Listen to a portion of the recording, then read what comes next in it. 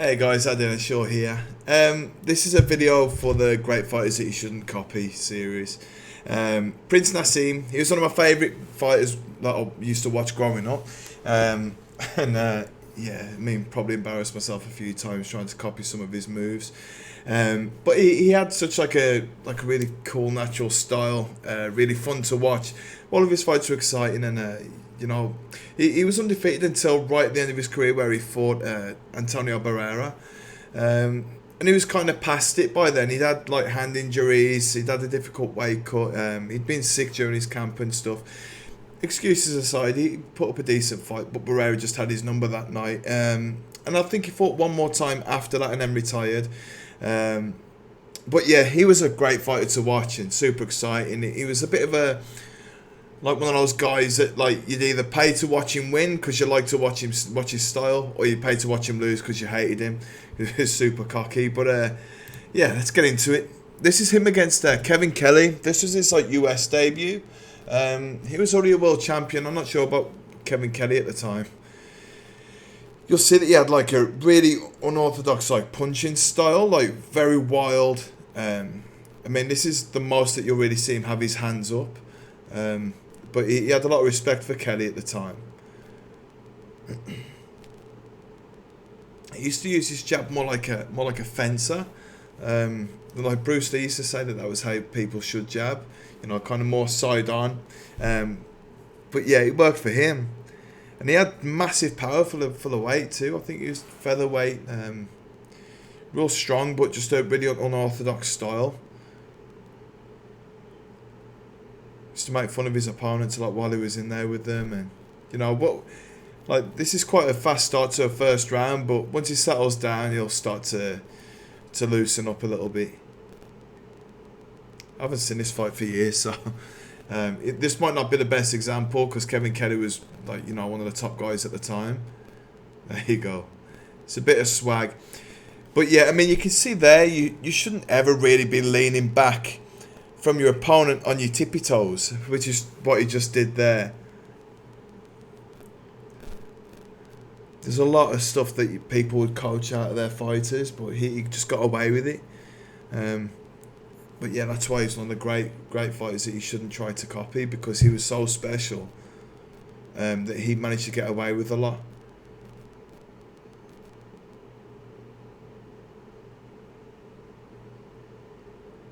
Yeah. See, I mean, it's just great balance.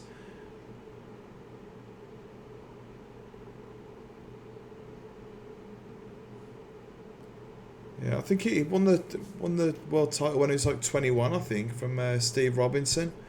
Pretty sure that was the fight. I might be wrong. I haven't seen much of him for years now, but yeah, I'm pretty sure that was the title. He was 21 years old. Yeah, I mean, super fast. Like you'd expect from a featherweight, but he had a lot of power behind it. See, that's the danger with coming back the way that he does. He like leans back so much that sometimes like Kevin Kelly here pushes him with his feet, so he was able to get to catch Naz. But like, you'll see how he lunged forward with his right leg and his right hand at the same time, and that was why that caught Naz. So I'll show you again. There you go. See, so most people would have stayed stationary, but I think he probably anticipated that Naz would be leaning back like that and keep his feet still, so he could make up the distance and catch him like that.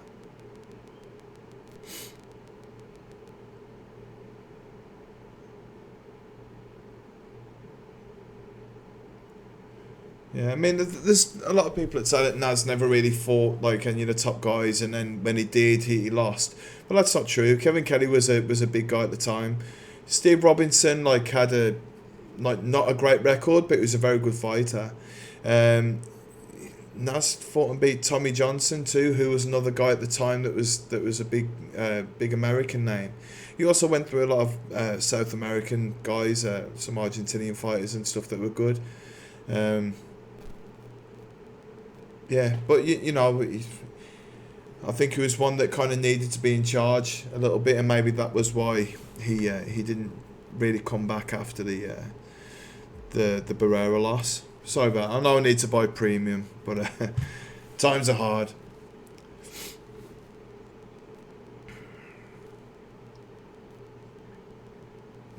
I'll put this forward a little bit. I'm not sure what year this is. This might be like 99 or something like that. It's late 90s. Yeah, I mean, you'll see, look how high. See how Naz just came back. So most people would have stayed with their feet the way that, like here, like when Naz pulls back here, most people would have kept their feet still. But Kevin Kelly was really good. You'll see, like, because he did spring forward like that, you can even see him rearrange his feet while he's being hit. See?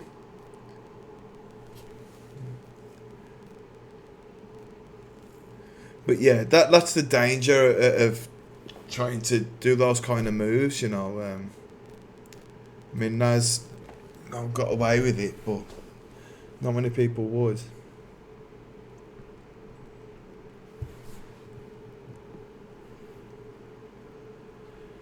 You know, if it had brought up his guard and kind of just stayed forward here, then he'd have, you know, still had Kevin Kelly in the corner. But because he did that, it allowed him to get back out again. I mean, amazing jab. You know, because he stands so side on, he's got like a good vision of when shots are coming. He can lean back. You know, he's very good at what he did.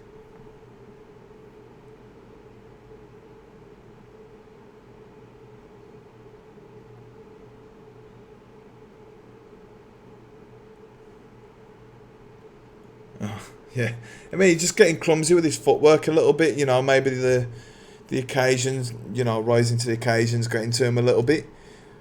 I mean, you can see here he just kind of got his foot stuck, you know. So then he falls off balance.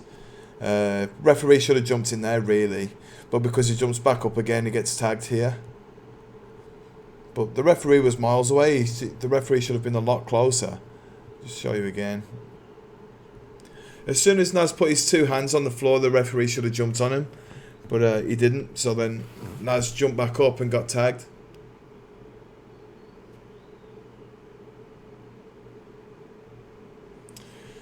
See, he's struggling with his balance here. I mean, the referee should really be pulling up on that. A little bit dirty back, I think, there. But I mean, Kevin Kelly's also throwing stuff back at him while he's trying to get back up. So it's, you know, the fight's getting a little bit dirty.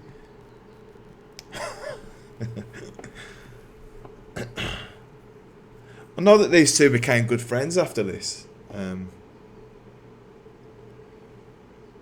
You know, so that, you know, they're having a good fight, and then, you know, we turn into a mate.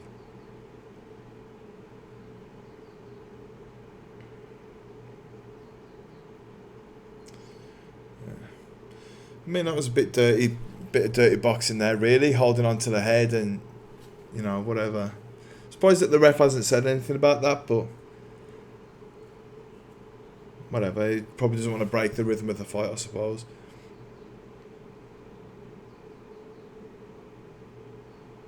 See, and there's the power. Show you that again. Yeah, I mean, came from pretty much nowhere, didn't it? I mean, that could, like, you'd think, okay, he's probably going to throw a jab, and then steps forward with his foot and his punch at the same time, and just catches him. Nice work there. The way that he made up the distance was impressive.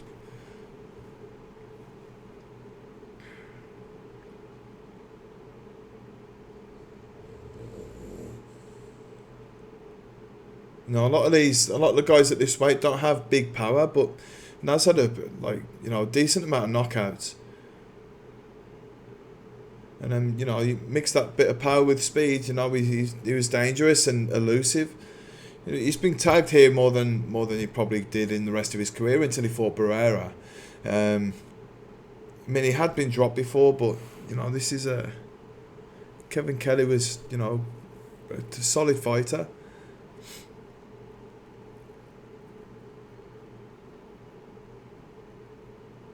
But you know, you get these fights where someone's just a little bit unorthodox, it'll throw off the more like technical guy. Um, just because punches are coming from like unusual places, unusual angles. Um, their rhythm is a little bit different.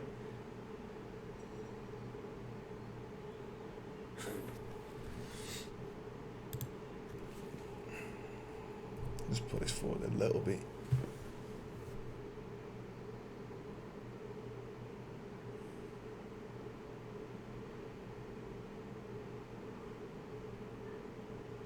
Yeah, I mean, there's that. There's that again. Yeah, I mean, the referee was so far away.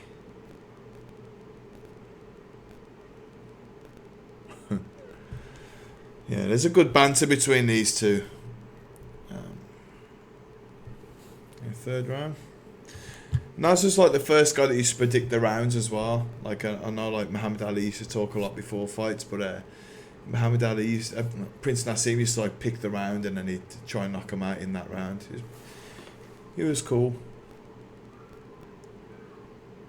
But you know, you can't recommend or train someone to try and fight like that. Just like I think Amir Khan tried to do it a little bit, and obviously didn't work out too well for him. He didn't have the chin to support it, but he was lightning fast.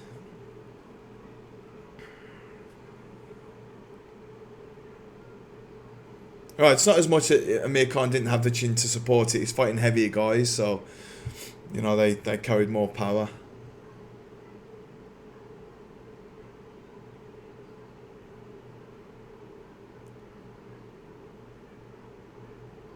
Yeah, I mean, Naseem not really like a, you know, like not like a high volume puncher, but he used to pick his shot, and you know he'd put maybe bunch a couple punches together, but he was just like a hard hitter. But again, he was so special and specific for him that you know it'd be difficult to coach someone like that.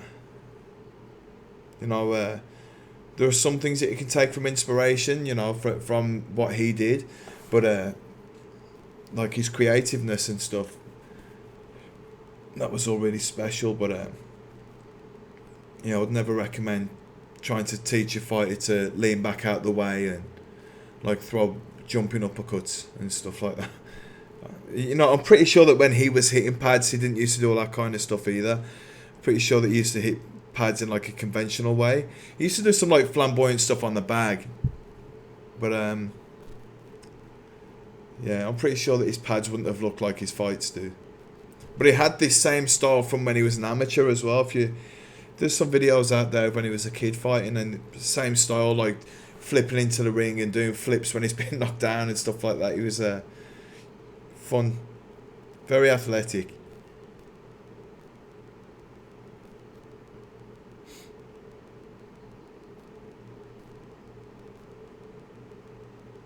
He used to speak well too, like, you know, there wasn't too many guys that used to be so cocky.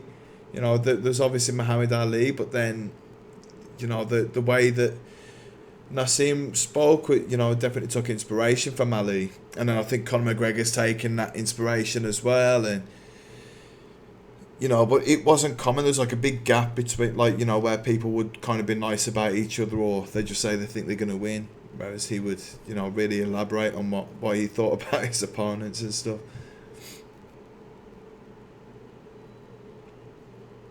Yeah, that's why he was like quite the polarizing character, really. You know, kind of like Chris Eubank was similar in UK boxing too. Like, some people loved him, some people hated him, but they both watched like, you know, they both watch his fights.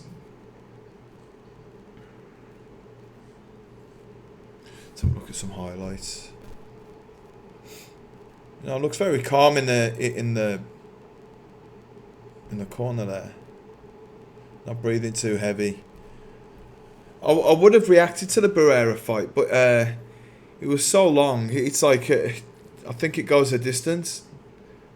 You know, it's a long time to be watching a fight and me sat here in the corner talking your ear off.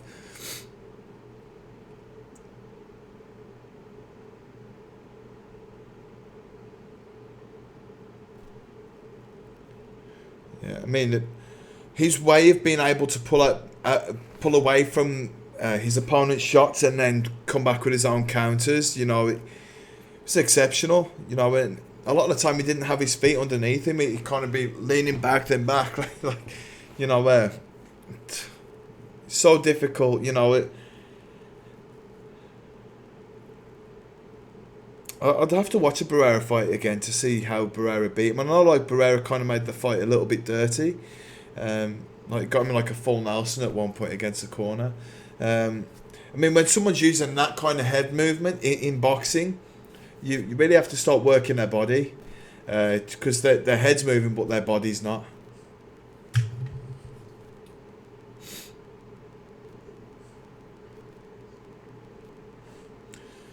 The jab is so fast from Naseem. Wow. Wow, he immediately, like, deaded Kevin Kelly's arm. Look at that, the way that he fell. Look at how quickly he changes the range. Look, he goes in. So from there, he throws like a really short left uppercut. There. And then he's able to switch it again with a straight left, but so fast after. And the way that he does it as well, he kind of jumps in like it is like a fencing strike, almost.